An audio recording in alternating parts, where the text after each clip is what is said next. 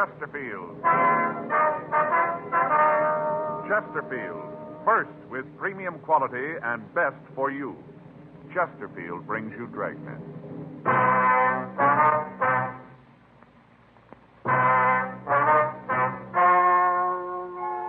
Ladies and gentlemen, the story you are about to hear is true. The names have been changed to protect the innocent.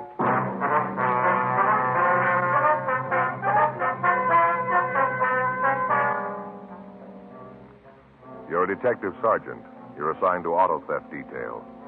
You get a call from a truck rental service. One of their trucks has disappeared. There's no sign of the man who rented it. Your job, find him.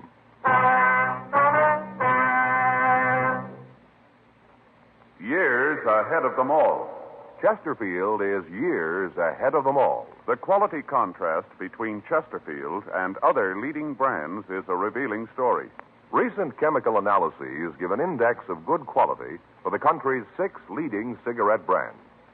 The index of good quality table, which is a ratio of high sugar to low nicotine, shows Chesterfield quality highest. Chesterfield quality highest. 15% higher than its nearest competitor.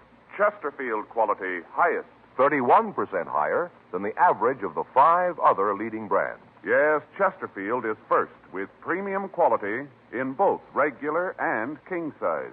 Don't you want to try a cigarette with a record like this? Chesterfield.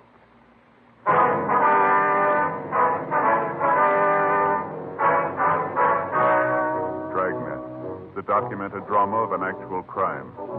For the next 30 minutes, in cooperation with the Los Angeles Police Department, you will travel step by step on the side of the law through an actual case transcribed from official police files. From beginning to end, from crime to punishment, Dragnet is the story of your police force in action.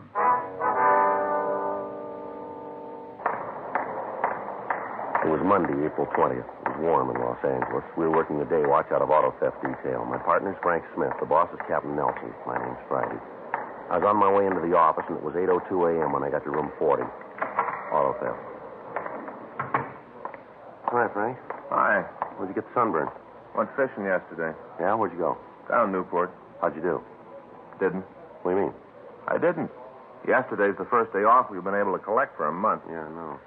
Last Thursday, I checked with the skipper. Said it looked like I'd be able to make it sure this weekend. So I called the place. I made reservations. All set. Gonna go fishing. Yeah. Saturday night, I got all my tackle out, took my reel apart, cleaned it, all ready. They packed the lunch real good. Mm-hmm. I'm all set. Get up at 4:45 in the morning. I drove down to Newport. Beautiful morning, Joe. Yeah, Sun shining. Little wind, you know. Really looking forward to it. It's going to be a real day off, you know. Mm-hmm. Get down there, get on the boat. Not many people, maybe 15 or 20. Yeah, not many for a Sunday, was it? No, that's why I think I got it made. I got a place right at the back of the boat, and we shoved off. I went down to get some breakfast. You know, load up and really pull those fish in. Yeah. I got through eating, went up on deck. Where do you suppose we were? Well, I wouldn't know. I'll take a guess. Frank, I wouldn't have the least idea. All right, where were you? Right back at the dock. What? Yeah, right back at the dock. They'd gone out to the ocean, and the water was so rough they turned around and came right back. And all the while, I'm down below having breakfast. I didn't even see the ocean. Oh, well, that's too bad, isn't it? Yeah. Picked up my tackle, went over and fished on the pier. Sat there all day. Ate my lunch and fished all day. Well, how'd you do there? Pretty good, huh? All day just getting a blister on my lip from the sun. I just sat there. Yeah, well, did you catch anything? How'd you do? Skunk. What? Skunk, nothing. You mean you didn't catch anything at all? Oh, a couple of perch. Uh-huh. Skunk. Yeah, well, it's too bad. Did you check the book? My day off. I'm skunked. I got it. Auto theft Friday. Yeah. Mm-hmm. Well, when did it go out? Yeah, just a minute. All right, what's that address again? Uh-huh. Yeah. Okay. Yeah, we'll be right there. You bet. Right. I'll get your hat. Yeah? Truck rental company out on Pico. Guy came in Saturday and rented a 2-ton from him. Yeah. Said he'd be back in a couple hours. Uh-huh. I haven't seen him since.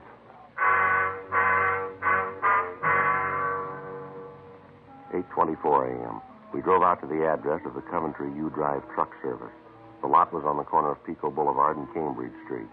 Along the front of the place were several panel and pickup trucks, and in the back of the yard was one large stake truck. The office was in a small wooden building at the rear of the lot. We went in and talked to the manager, Mr. Stephen Cole. Tried to check him this morning when the truck wasn't back. Once the landlady said she saw him come home with the truck set. She hasn't seen him since. What's the man's name, Cole? The name he used when he rented the truck was George Summers. Did he have any identification? Yeah, he had a driver's license. I got the number here on the slip.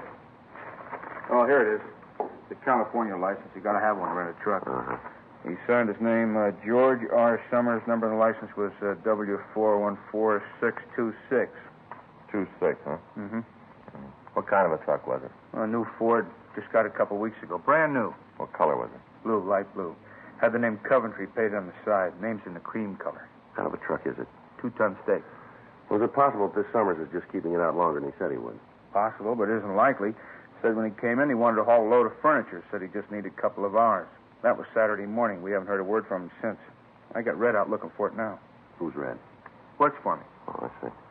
When a truck is late getting back, we usually call first, then send one of our men out to check on it. Red drove over to see the Summers. He left about an hour ago. I haven't heard from him yet. Oh, I see. Do you get a deposit on the truck? Yeah, we do. Some of the places don't, but we get one. $20. Does Summers pay cash? No, he gave me a check.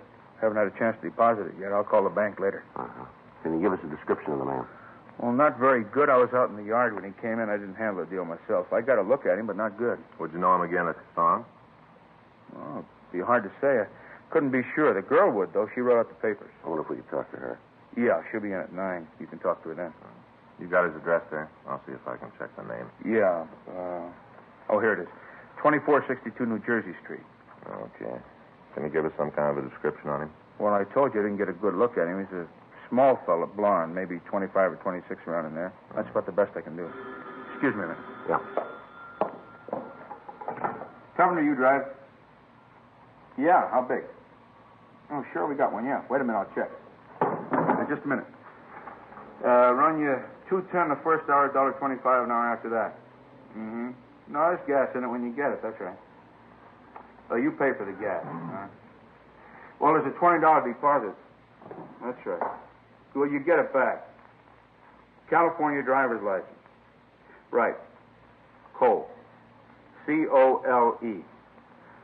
Okay, bye. All right, if I use the phone there? Oh, sure, help yourself. Thanks.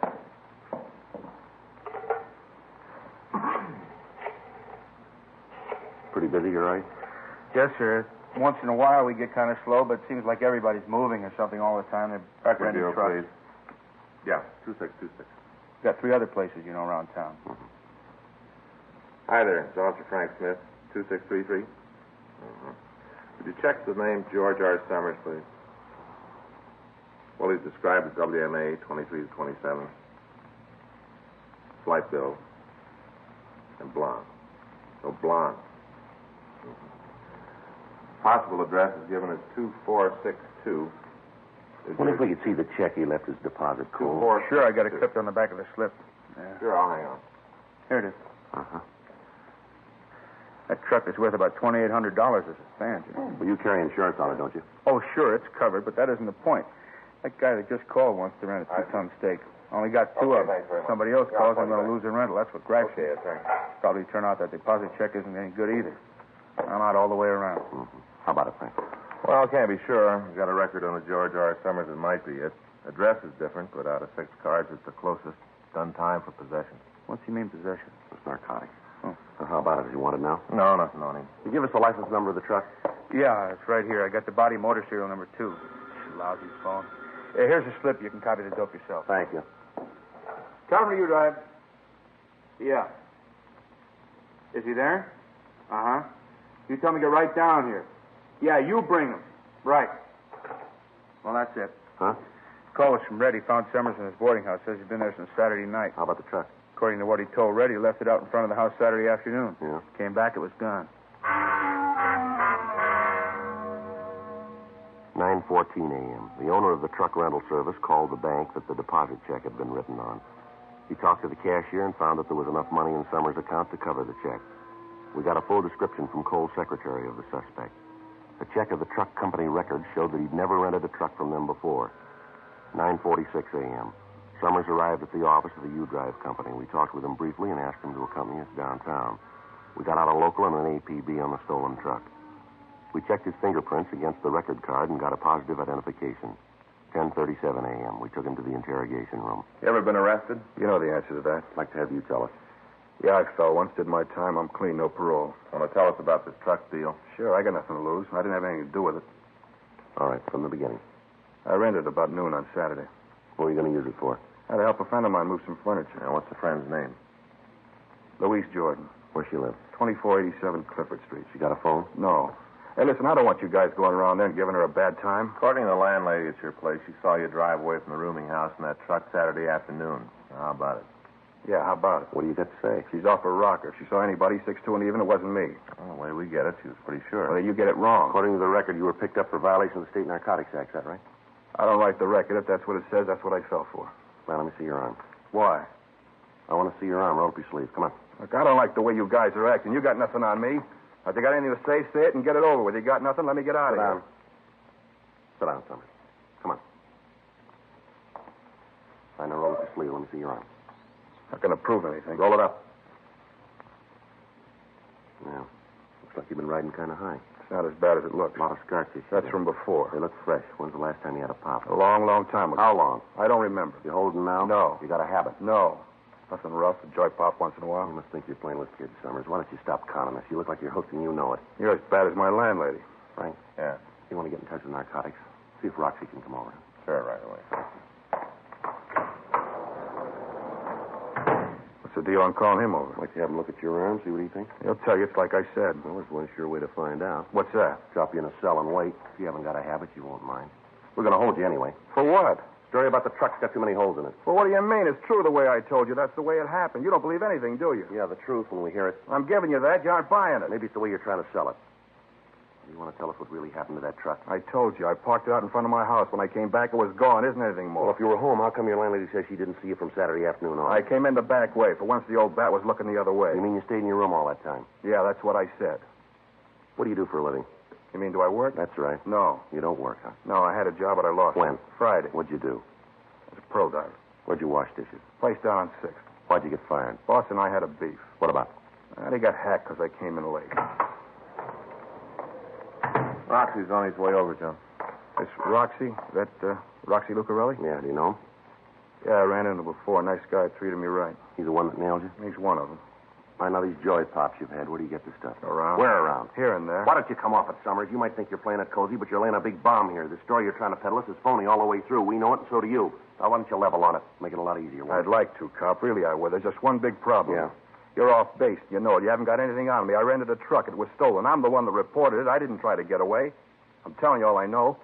You're leaning all over me because I fell once. You guys just can't stand to see anyone carry a lunch bucket for long. You got to try to make up for something, even if you have to build it yourself. But you made a big mistake this time, cop. You haven't got anything on me that you can stick. All I got to do now is keep my mouth shut and you're up an alley. And that's what I'm going to do. You're not going to get another word out of me. All right, now tell us again about the truck. Come on. What time did you find out it was gone? You can tell us that. Did you leave the keys in the truck when you parked it? All right, mister, you're playing it smart. Let's see how long you can make it last. We'll see how it is after you've been sitting in the cell for a few hours. We'll try it again then, huh? I'm going to take my time. You do that. We got a lot of it.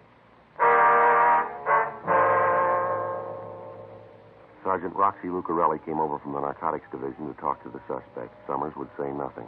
The marks on Summers' arm were fresh, and indications were that he was a narcotics user. Summers was booked at the main jail on suspicion of violation of the State Narcotic Act, a felony. Frank and I, along with Sergeant Lucarelli, went over to the suspect's rooming house. A thorough search of the place netted us nothing. We talked with the landlady, and she gave us the same story she'd given the owner of the U-Drive truck service. She said that it was possible for Summers to come in through the back of the house and get to his room without being noticed. But she told us that there'd been several phone calls for him on Sunday, and that when she'd knocked on his door, there'd been no answer. 5:30 p.m. We checked back into the office and found that there'd been no replies to the broadcast we'd gotten out on the truck. We ran Louise Jordan, Summers' girlfriend, through R&I, but we found no record on anyone answering her description. We drove out and talked to her, and she verified the suspect's story about moving the furniture.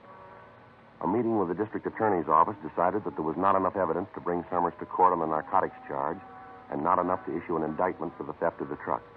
He was released from custody. In the next 3 weeks, we got reports of 4 more trucks being stolen. The M.O. was the same as with the Coventry U Drive theft. In each instance, the persons involved were checked out, but the leads we came up with led us nowhere. Additional M.O. bulletins were gotten out warning all operators of U Drive agencies to be on the lookout for a thief or thieves unknown. Another 2 weeks passed. The thefts continued, but the thieves had switched their method of operation. They were now stealing privately owned automobiles from parking lots and in front of homes. Thursday, June 4th, Frank and I checked into the office. I got it. Auto theft Friday. Yeah, please, put it through. It's Al Gaten from San Diego. Yeah? Yeah, hi, Al. Uh-huh. When? Yeah. Will anybody near it? How about papers? Yeah, no, we'll be right down. Yeah, okay. What? Uh-huh. They've been keeping up. Right. Well, maybe it is. No, we'll leave here right away. We'll see you in about, let's see, it's 10:20 now. About 3 hours? About how long it'll take us for. Yeah, right. Right, bye, Al.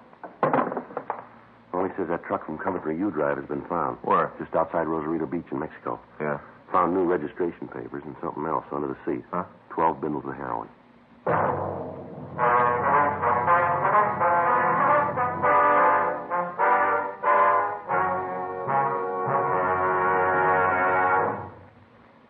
You are listening to Dragnet, the authentic story of your police force in action.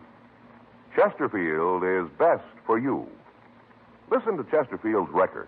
For a full year and 2 months, a doctor has been making regular examinations of a group of Chesterfield smokers, and he reports no adverse effects to the nose, throat, and sinuses from smoking Chesterfields. Don't you want to try a cigarette with a record like this? Chesterfield.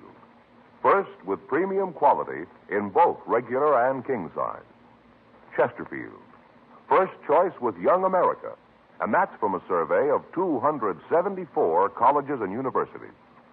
Try Chesterfields today. Remember, Chesterfield is America's best cigarette buy.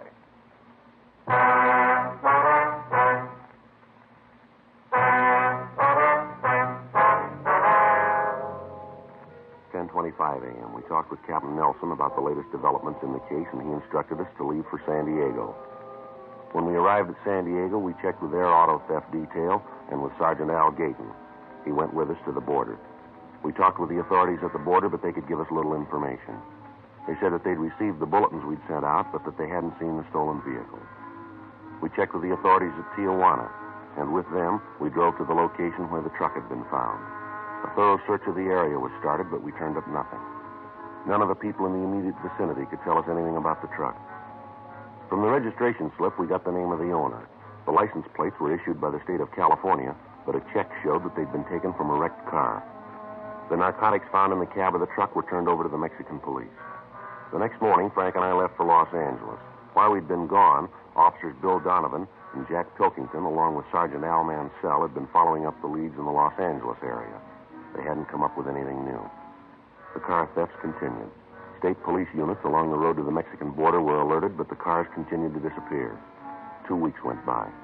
Tuesday, June 23rd, Frank and I came back from a meeting with members of the National Auto Theft Bureau. Want to check the book? Yeah, I'll get it. Well, these thefts are sure dropping our recovery record, aren't they? Yeah. I talked to Skipper this morning. The insurance companies are raising the roof. Well, that figures it's costing them a lot. There's a message here from Judge Shelton wants us to call him. Sheriff's Department? Yeah. Marked important. You want to get it? Yeah, I'll get it.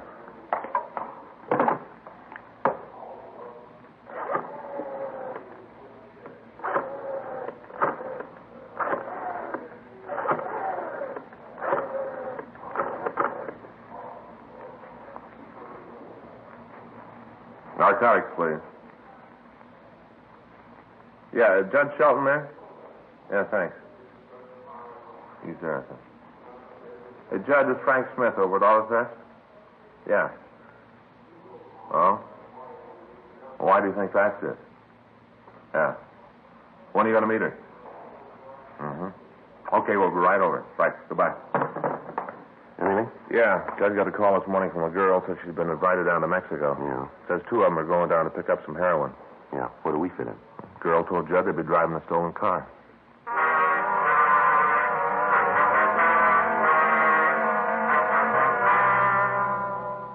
We went over to the Hall of Justice and talked with Sergeant Judge Shelton. He told us about the call he'd received. He said that he was supposed to meet the girl at 3:30 that afternoon, and he wanted to know if we wanted to accompany him. We told him we did, and at 3:15 p.m., the 3 of us walked into a bar on West 7th. We waited for the girl to arrive. 3:46. Here she comes. The blonde? Yeah. Hi, Jed. Sir, I'd like you to meet a couple of friends of mine. Barry Collins, Frank Smith, Joe Friday. How you do, Hi, Barry? Stu. Sit down, Barry. Thanks. Can I get you anything? Sandwich, cup of coffee? No. I could use an old-fashioned, though. Tell him to give you a big piece of orange. Okay, I'll get it. Excuse me. Sure.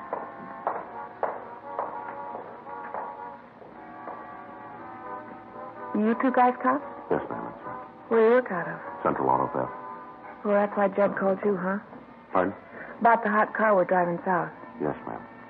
My name's Vera. Why don't you use that? All right, Vera. You know where the stolen car is, the one they're going to drive down? Not now. I will, though. What do you mean? I don't think it's been stolen yet. What? Well, I don't think the car's been stolen yet. Well, do you know when it's going to be taken? Sometime this afternoon. We're supposed to leave tonight. You know who's going to take it? This friend of mine. A fellow named Harry Sloan. Here's your old-fashioned, Barry. Oh, thanks, Jed. You know how this operation's going to work, Vera? No. All I know is I got a call from Harry this morning. He asked me what I was doing. I told him nothing, so he asked me if I wanted to take a drive down to Mexico. I told him I would, and he said he'd pick me up. He's going to pick you up at your house? No, he said he'd call me and let me know where to meet him. Well, where's he going to call you? My place in about an hour. What did he say it makes you think the car's going to be stolen? Just the way he talked. Can't say anything real definite, just the way he talked. You work alone? No, there's another guy with him. I don't know who it is. What did he say to you about the narcotics? Just said that he was planning to pick up some H down there. Didn't say where. Did he give us a description of this, Harry, where he lives? Yeah, I can give you that. Got a record, do you know? Never talked about it. I think maybe he's been picked up a couple of times, but I don't think he served time. You said on the phone you had an idea how we could take him. Yeah. You see, I'll have to drive my car to meet them. As soon as I get a call from Harry, I'll get in touch with you and tell you where the meet's going to be. I'll park my car and leave the license number of the stolen car in it. Where? In the back seat. Judd, wouldn't it be a lot easier if we just kept her under surveillance? Might be better for you, but it wouldn't for me. Harry found out I'd been playing footsie with you guys. He'd kill me sure. This is a big operation. Isn't just Harry in on it. What do you mean? All those cars that have been stolen lately, the trucks, it's all part of the deal. Same bunch is doing it. Oh, you mean it's an organized ring? Huh? Sure. They got it all laid out from here to Ensenada. All the way it's planned. You know who the top man is? No. I never heard the name. Harry never used it. Well, they take all the trucks down to Mexico, do they? From what I understand, most of them end up down there. You got any idea how they do it? No. What do you want out of this? What? Well, where are you going to come out, Vera? Why are you telling us all this? Judd gave me a break once. This is my way to pay him back. Harry doesn't mean anything to me. I don't care if you get him. Well, I still think we ought to keep you under surveillance. Be safer for you, Vera. Don't worry about it. I'll let you know right where I'm going to park my car. You find that, and I'll see that the other information's there. I better get going now. Well, just a minute. You want to give us a description of Sloan? Sure, I can tell you what Harry looks like. What are you going to do, check up on him? We'd like to know who we're after. I don't think you'll find anything. I'll be pretty surprised if you do. Not as surprised as he'll be.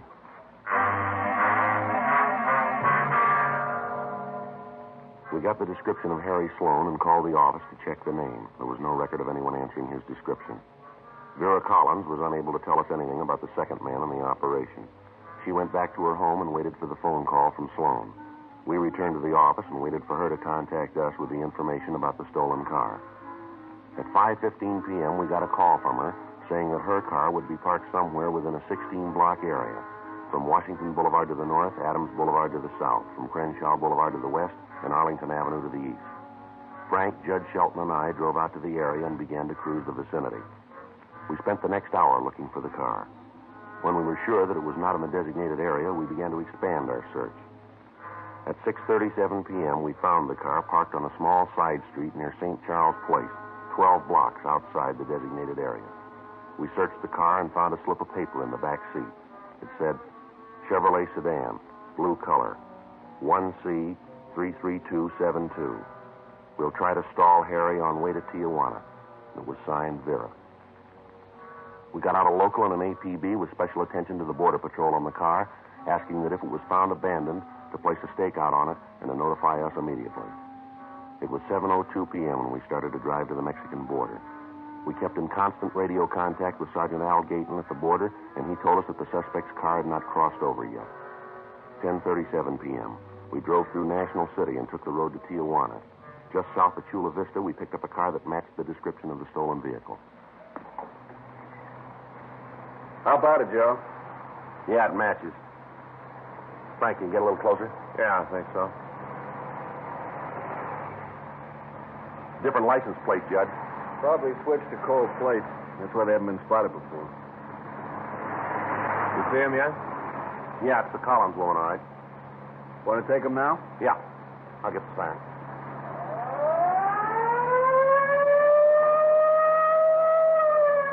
Doesn't look like they're going to stop. I'll make a try for the tires, Frank. Wait a minute, Joe. Yeah, road's clear ahead. All right.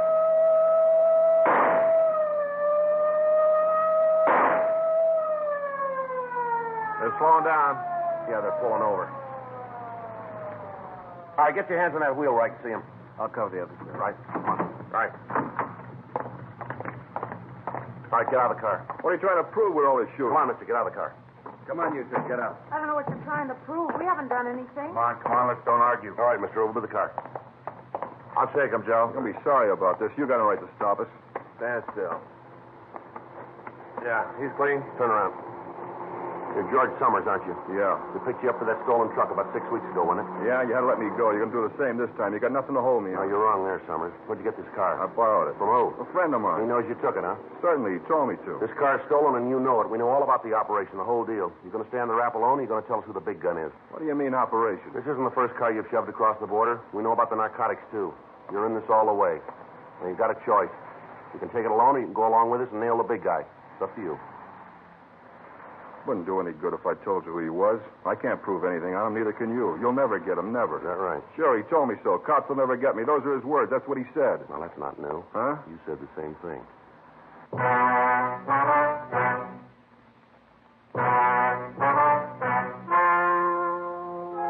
The story you've just heard is true.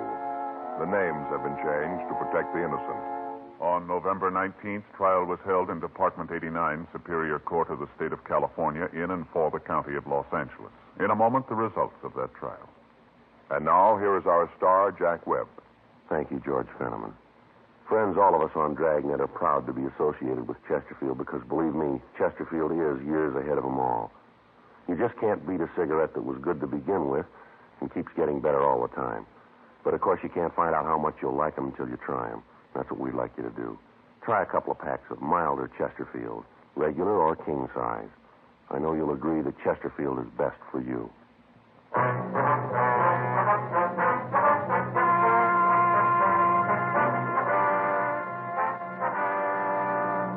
George Richard Summers and Harry Alden Sloan were tried and convicted of grand theft auto, 1 count. They received sentence as prescribed by law. Grand theft auto is punishable by imprisonment in the state penitentiary for not less than 1, nor more than 10 years. Next week, The Big Gun, Part 2.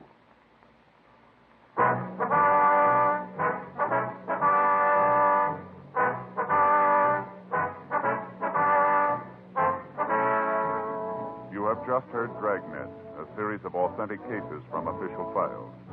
Technical advice comes from the Office of Chief of Police W.H. Parker, Los Angeles Police Department.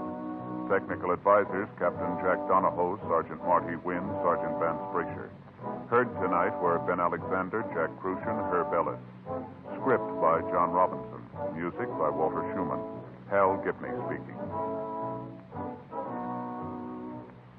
For a million laughs, tune in Chesterfield's Martin and Lewis show Tuesday on this same NBC station. And sound off for Chesterfield. Either regular or king size, you'll find premium quality Chesterfield much milder. Chesterfield is best for you. Chesterfield has brought you Dragnet, transcribed from Los Angeles.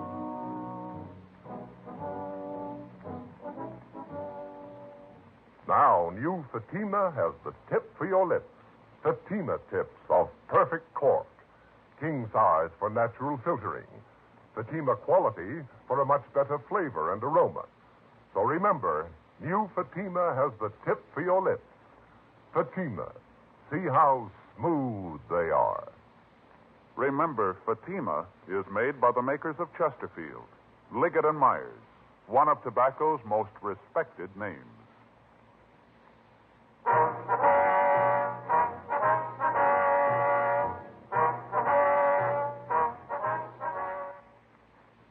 Tonight, it's adventure with Barry Craig on NBC.